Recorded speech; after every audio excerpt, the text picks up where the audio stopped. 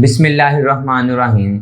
जैसे कि मैंने आपको पहली वीडियो में बताया था कि मैं इसका पार्ट 2 भी बनाऊंगा मल्टीप्लिकेशन ऑफ मैट्रिक्स का, क्योंकि पार्ट 1 के अंदर मैंने आपको जस्ट मैट्रिक्स को बताया था कि कौन से मैट्रिक्स आपस में मल्टीप्लाई होते हैं और कौन से मैट्रिक्स आपस में मल्टीप्लाई नहीं होते। इस वजह से अब मैंने इसका दूसरा पार्ट बनाया है जिसमें हम थोड़े से कॉम्प्लेक्स मैट्रिक्स को मल्टीप्लाई करना सीखेंगे। ठीक है, जैसे पहला क्वेश्चन आपके पास है 2 3। अब यहाँ पे मैं लिख लेता हूँ पहला क्वेश्चन आपके पास कौन सा है, 2 3 1 1 0 और -2। ठीक है, नेक्स्ट आपके पास आ जाता है 2 -1 3 और 0। इसी तरह से सेम टू सेम अगर आप देखें कि यहाँ पर आपके पास पहली रो मैंने बताया था, पहली रो के साथ पहला कॉलम हमेशा मल्टीप्लाई होता है। ठीक है, आप पहले वो वीडियो लाजमी देख लेना, मैं उसका लिंक डिस्क्रिप्शन में या ऊपर आई बटन में लाजमी दे दूंगा।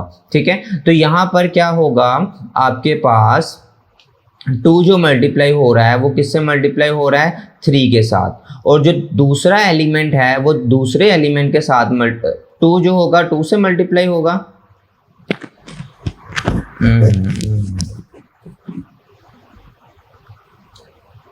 इसमें ये है कि 2 जो होगा पहला एलिमेंट पहले एलिमेंट के साथ मल्टीप्लाई होगा और दूसरा एलिमेंट आपके पास दूसरे एलिमेंट से मल्टीप्लाई होगा। तो मैं यहाँ जैसे लिखा 2 × 2 और प्लस यहाँ पे 3 × बाय मैं क्या लिखता हूँ 3। इसी तरह से पहली रो को पहले कॉलम से मल्टीप्लाई कर लिया, लेकिन अब पहली रो को दूसरे कॉलम के साथ भी मल्टीप्लाई करना है।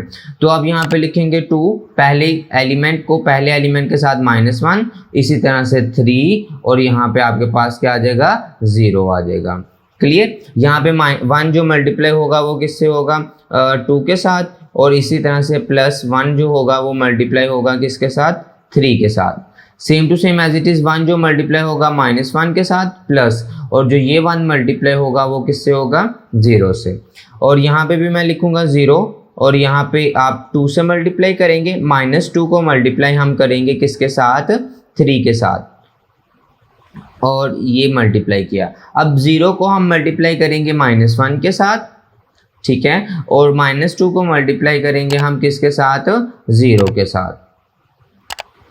अब यहाँ पे 2 2 आपके पास कितना आएगा 4, और 3 3 9, 2 1 -2, 3 0 0 आ जाएगा आपके पास, 2 1 2, 3 1 आपके पास क्या आएगा 3, 1 1 -1, और 1 को 0 से जब भी मल्टीप्लाई किया जाए आंसर 0 ही आता है। 2 को 0 से करेंगे 0, और प्लस माइनस माइनस 3 2 बार -6 आ रहा है, तो मैं ब्रैकेट में लिख लेता हूँ। 1 को 0 से करेंगे 0, 2 को 0 से करेंगे तो आंसर इसका भी क्या आएगा 0।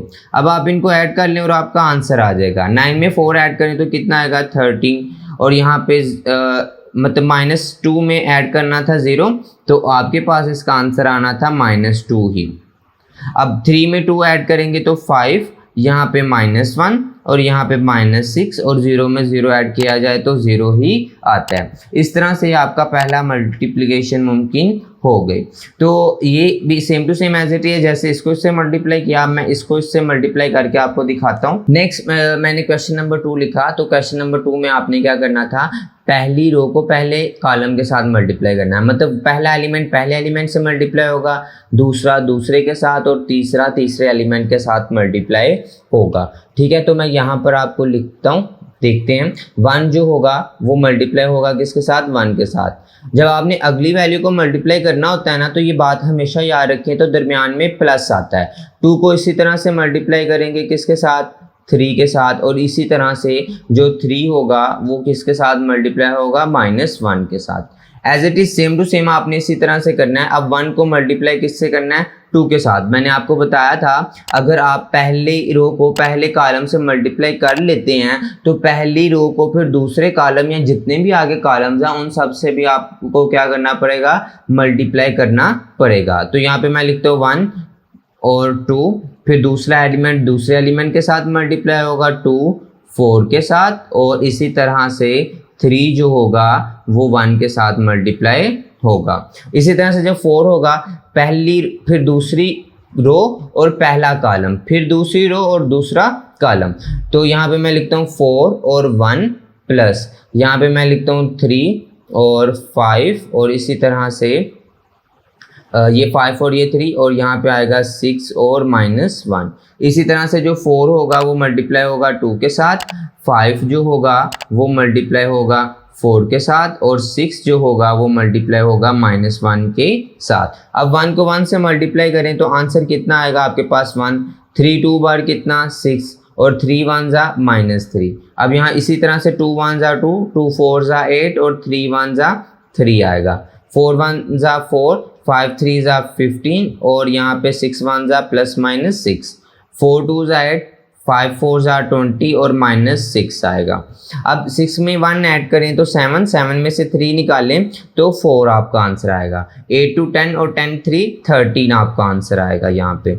अब 14 15 में से 4 ऐड करें 19, 19 में से 6 निकालें आपके पास कितना आ जाएगा 13, 20 में 8 ऐड करें 28 और 28 में से 6 निकालें तो आंसर 22 आएगा। तो इस तरह से आपकी ये जो मैट्रिक्स है ये भी सॉल्व हो जाती है। बस आपने याद इतना रखना है कि पहली रो को पहले कॉलम के साथ और फिर पहली रो को आगे जितने भी कॉलम है उन सब से मल्टीप्लाई करना है, और मल्टीप्लिकेशन मुमकिन है या नहीं है ये भी आपने बात चेक कर लेनी है कि जितने नंबर ऑफ एलिमेंट रो में होने चाहिए उतने ही नंबर ऑफ एलिमेंट कॉलम में भी होने चाहिए। इसका मतलब तब वो मल्टीप्लाई हो सकती है, अदरवाइज वो मल्टीप्लाई नहीं हो सकती। क्लियर? तो ये आपने क्वेश्चन नंबर पार्ट 2 की वीडियो थी मल्टीप्लिकेशन की। तो आपको अगर ये वीडियो अच्छी लगी हो तो लाइक और सब्सक्राइब लाजमी करें और शेयर लाजमी करें। बाकी क्वेश्चन भी same to same as it is होने हैं, वो आप खुद प्रैक्टिस कीजिएगा। तब तक के लिए इजाज़त दें, अल्लाह हाफिज़।